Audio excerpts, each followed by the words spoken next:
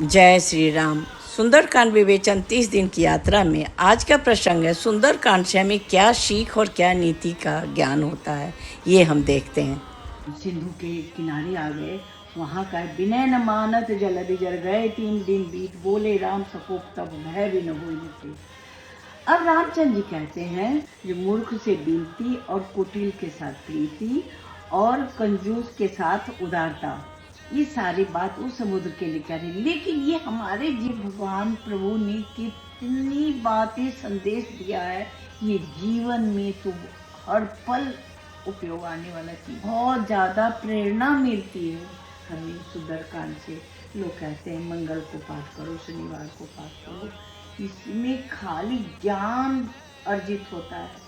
और क्रोधी को कितना भी शांत नहीं रहेगा, क्रोधी बहुत सीख मिलता है। उपमा दिए हैं प्रभु, ये बंजर भूमि ऊसर भूमि से इस लोगों की हमारे जीवन में भी इस टाइप के पल आते हैं, तो इस सारी चीज की जरूरत होती है। लक्ष्मण बाण सरासरानो सो सो बारिधि विशिखर किसानो, सठ सन विनय कुटिल सन प्रीति, सहज कृपन सन सुंदर नीति। हे लक्ष्मण, अब लाओ बाण और हम अग्निबाण चला के इस समुद्र को तुरंत सोख लेते हैं। रामचंद्र जी ऐसा कहकर धनुष चढ़ाए और लक्ष्मण जी को बहुत पसंद आया, क्योंकि ये तो स्टार्ट में ही कह रहे हैं, जो गुस्सा भी गए थे, जो आप ऐसा कुछ में एक बार रोज कीजिए, समुद्र को सुखाइए, मर्यादा से चलेंगे ना, अपनी नीति से चलेंगे ना। बाण चला दिए, तो आप थोड़ी सी अपनी समझदारी से सोचिए कितना बड़े पैमाने पर उसमें आग जलेगा, ये समुद्र सूखेगा। बाण तो चला दिया अग्निबाण प्रभु ने, और समुद्र के हृदय के अंदर अग्नि की ज्वाला उठी।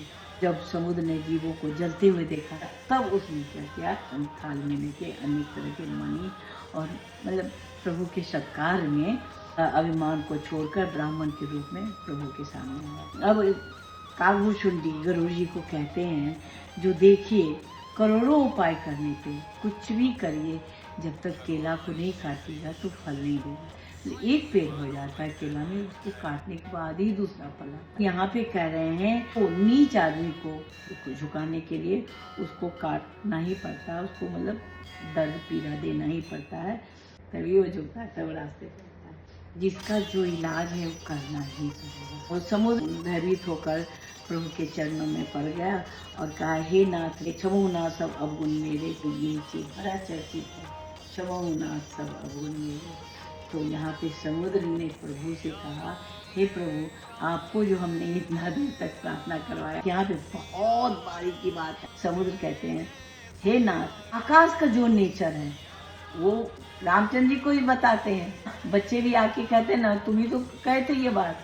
अब यहाँ पे यही भावना है, समुद्र प्रभु को बताते हैं, आकाश, वायु, अग्नि, जल, पृथ्वी, ये सब का जो आपने ही तो नेचर दिया है। जय श्री राम।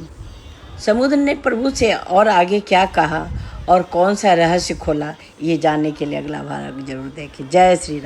जय श्री राम। आज के सुंदरकांड विवेचन में जानिए समुद्र ने प्रभु से क्या कहा, ढोल गंवार चौपाई का असली अर्थ क्या है और मर्यादा का वास्तविक संदेश क्या है। तो चलिए।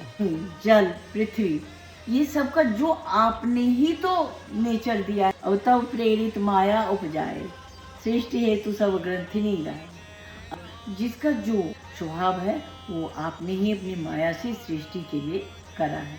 तो अब सुनिए, तो समुद्र प्रभु से ही कह रहे हैं उल्टा। अब सुनिए, जिसके लिए स्वामी जैसा आज्ञा देते हैं वो हम लोग वैसे ही हैं।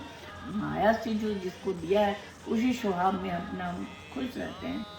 समुद्र कहते हैं, प्रभु आपने अच्छा किया जो हमें दंड दे के हमको अलर्ट किया, शिक्षा दिया, हमको एक सीख मिली और हमें ऐसा नहीं करना चाहिए। यहाँ पे कहते प्रभु भल के लिए मोही। समुद्र कहता है, प्रभु आपने भला किया हम पर, जो हमें जगा दिया। ये सारा चीज तो है, अब थोड़ी सी बात बहुत गहराई से समझने वाली तो, लेकिन एक विशेष स्थिति में तो मर्यादा भी एक चीज है। समुद्र कह रहे हैं, हाँ हम मानते हैं आपने एक मर्यादा भी दिया है, सबका नेचर जो बात है ये है। अब क्या अग्नि का नेचर है तो जलता थोड़ी ना रहेगा, वो ठंडा का नेचर, तो ये मर्यादा भी है, ये विशेषण आया, उनको लंका जाना है, समुद्र लांघना है, ये तुम अपने नेचर को फिक्स करके बैठ जाओगे तो यहाँ पे मर्यादा सब समुद्र ने कहा है। तो मर्यादा पुनि तुम्हारी किन्नी, ढोल गवार शूद्र पशु नारी, सकल तारना के अधिकारी। और यहाँ पे कहने का बहुत अंदर से बारीकी का से मतलब है। ढोल, आप ढोल को ऐसे से बजा दोगे, उसमें आपको मर्यादा सीख की ज़रूरत है। बिना सीखे आप ढोल नहीं बजा सकते हो, कोई आवाज़, कोई मधुरता नहीं आएगी। गंवार, गंवार क्या है, जिसको कोई बताया ही नहीं गया, जैसे कहते हैं अच्छा संस्कार दो, गंवार मीन्स उसको कोई संस्कार मिला नहीं, कुछ उसको भी सीख उसको तैयार करो। जैसे समुद्र को उन्होंने प्रार्थना किया न 3 दिन शूद्र। आज के समय में ये उचित नहीं है कहना, लेकिन पहले के ज़माने में 4 वर्ग थे, तो जिसका जो काम था उसी में कहते हैं करत अभ्याजरमति सुजान, तो उसको वही काम करना होता था। उसको भी शिक्षा दे के उसको अलर्ट करना होगा, जगाना होगा। ये इन्होंने कितना दूरदर्शिता वाली बात कही है। और पशु को आप बिना मारे, उसको बिना चोट दिए, वो नहीं समझेगा जो हमें, वो अपनी गली पकड़ लेगा, अपनी रास्ते पकड़ लेता है, पशु क्या करना है। तो यही कर नारी भी अपनी माया जाल में, अपनी दुनिया में ये ऐसा रहती है कि उसको बाकी चीज़ से मतलब, आज के डेट में ये लागू नहीं होता।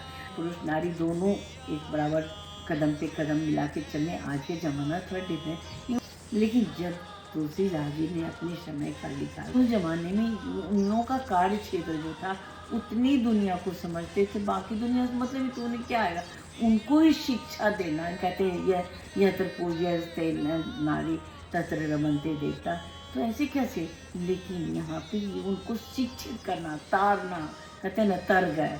यहाँ पे थोड़ी सी आप समझिए, सकल तारना के अधिकारी, ये सब सकल जो हैं उनको, ये जैसे समुद्र जिद करके पकड़ गया, अब उसमें अग्निबाण चलाए, तो यहाँ पे ये समझने की बात है। प्रभु प्रताप में जाऊँ सुखाई उतने ही, तो अब यहाँ पे कहते हैं प्रभु आपके प्रताप से मैं जा रहा हूँ, सूख जाऊँगा, और आपकी आज्ञा को कौन उल्लंघन कर सकता है। अब समुद्र कहता आपको जो अच्छा लगे मैं तुरंत वही करूँगा। जय श्री राम। तो समुद्र ने आगे सिंधु पार करने का क्या रास्ता बताया, ये जानने के लिए अगला भाग जरूर देखें।